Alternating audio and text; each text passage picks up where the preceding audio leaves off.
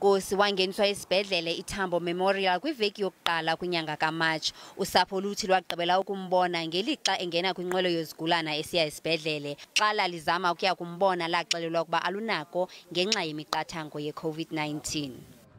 Kwathi ngoMeyi sathola i-call bafonela uSthi umfowethu ehlala naye khona le.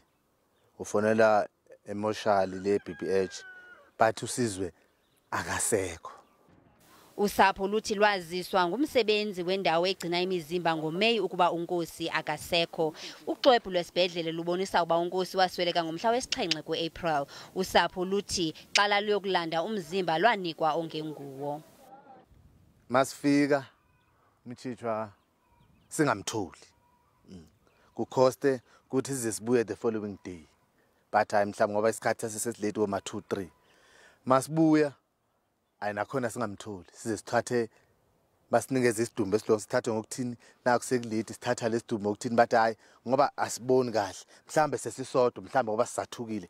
Utata kaSizwe Nkosi uDavid Nkosi uthi xa usapho lwabuya lusithi lunikwe umzimba ongenguwe esibhedlele wagqiba ukuba ayozibonela ngokwakhe esithi benze impazamo.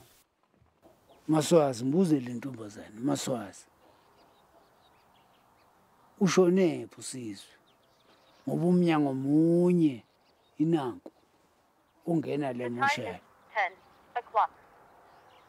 Uphume ngamubi manithi nini udukile ulahlekile.